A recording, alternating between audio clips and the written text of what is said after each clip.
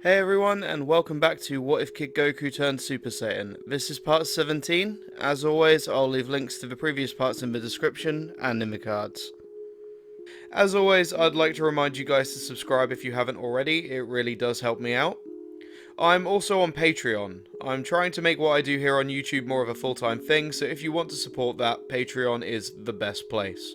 You'll get your chosen name featured in every video while you're subscribed, and if you're super tier or higher, you'll even be able to watch all of my videos completely ad-free. And on top of that, I now have YouTube membership for only 99p. Thank you all very much. Last time, Raditz and Bardock did the best they could against the Sorcerer Moro, but to no avail. Both of them got their energy drained and nearly died, only being saved in the nick of time by Goku, who had been training with Vegeta on Yardrat since the incident with Broly, and as such had finally learned how to teleport. We left Raditz and Bardock on their way to Yardrat, while Goku went off with Miras.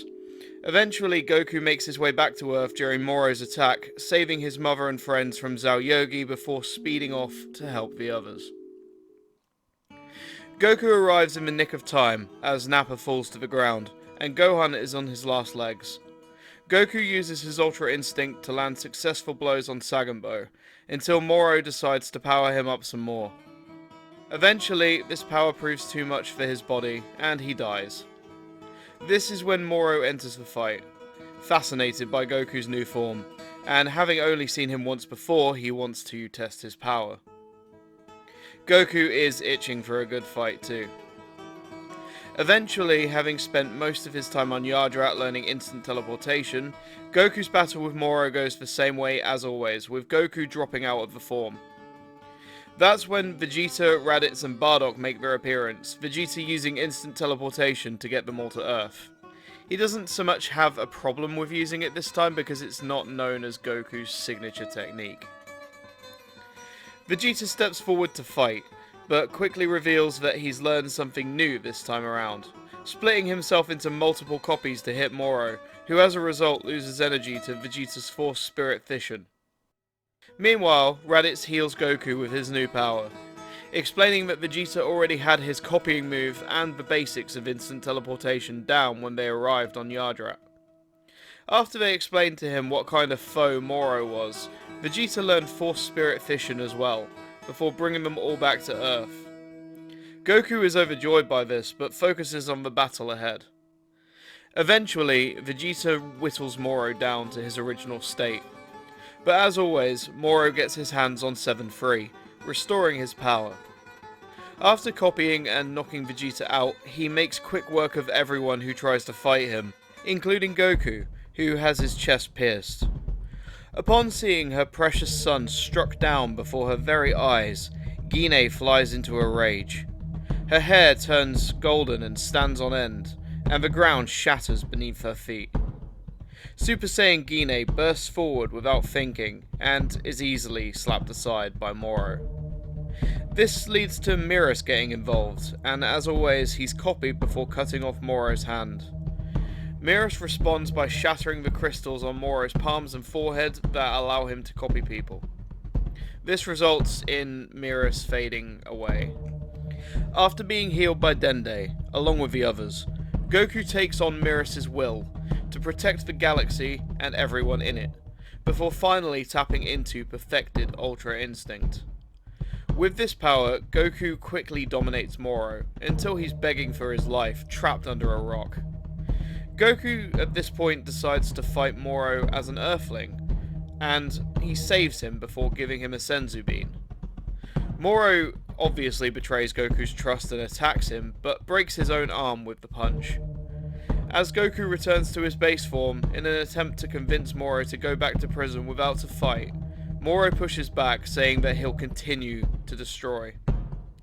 Goku powers up to perfected Ultra Instinct once again, as Moro retrieves his previously severed hand and reattaches it.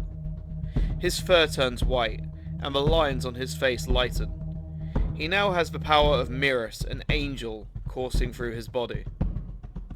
This, initially at least, gives Moro the upper hand, but soon he starts to swell up, and Goku handily knocks him down. As he's about to deliver the final blow, Moro merges with the planet and begins absorbing all of Earth's energy. Now healed by Dende, Vegeta starts to hit the ground, beginning to split Moro's energy again. Unfortunately, Moro catches Goku as he goes for his forehead crystal, on the advice of Whis, and holds him in place, absorbing his power. Goku eventually drops back into his base form, and all appears to be lost, until Bardock uses his new ability. As Vegeta gathers energy to give back to Goku, Bardock uses Gigantification, along with Super Saiyan Blue, to hold Moro still, allowing Goku to retreat further back. Bardock's energy is being drained, but in one final stand he holds Moro with the power of Ikari, layered on top of his blue form. It's a new ability, he can't quite control it yet, but it's enough to hold Moro for a few seconds longer, as help comes in the form of God Chi sent by none other than Oob. Goku absorbs this power and bursts into perfected Ultra Instinct once again.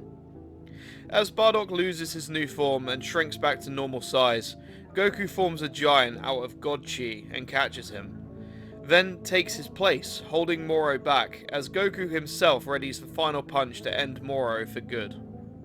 With one final strike, Moro's crystal, and indeed his new form, shatters, ending the threat once and for all.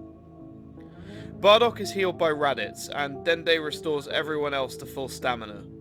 Mr. Satan throws a massive victory feast, and Goku returns Eska to Namek. A few days later, and our heroes gather at the Galactic Patrol HQ. They all get their medals and discover that Miras is alive, resurrected as a mortal by the Grand Priest, and a full member of the Galactic Patrol once again. More time passes, and Jaco and Calamus receive intel on 7-3 that suggests that he could still be a threat. The two investigate, but upon finding nothing, they leave, not seeing the two suspicious figures hiding behind a nearby rock, who have made off with 7-3's head. And that's where I think we'll end things for now.